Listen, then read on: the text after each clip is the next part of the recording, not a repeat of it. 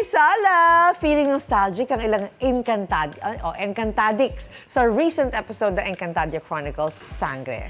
Tila kasi nagkaroon ng mini-reunion ang 2016 Enca-cast at na-meet din nila ang new characters na mas lalong nagpa-excite sa kwento ng series. May unang chika si Nelson Canlas.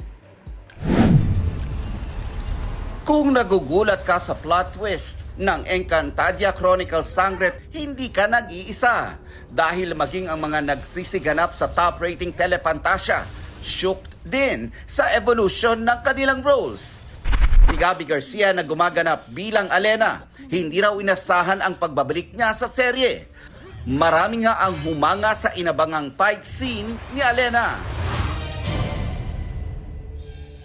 Nang makaharap si Hagorn na nagbalat kayong si Pirena. There's this new Gen Sangres na may bago silang ginagawa sa mundo ng mga tao. Tapos meron naman kami na iba rin yung ginagawa namin sa Encantadia. Magkakausap nga kami palagi kami nila Glyza na parang grabe nakakagulat yung mga happenings. Ayos lang kay Pirena Glyza de Castro, lalo't nagiging posible ang mga reunion ng OG cast dahil sa plot twists.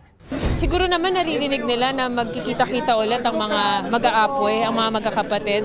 Sila Mihan, Danaya, at Alena. So abangan niyo po yan. Narinig din ang awit ni Lyra na mula sa OG Encantadia.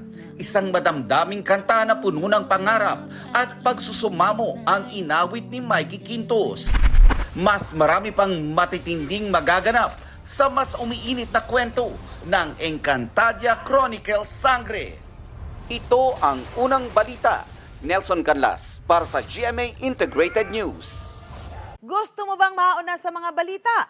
Mag-subscribe na sa GMA Integrated News sa YouTube at tumutok sa unang balita.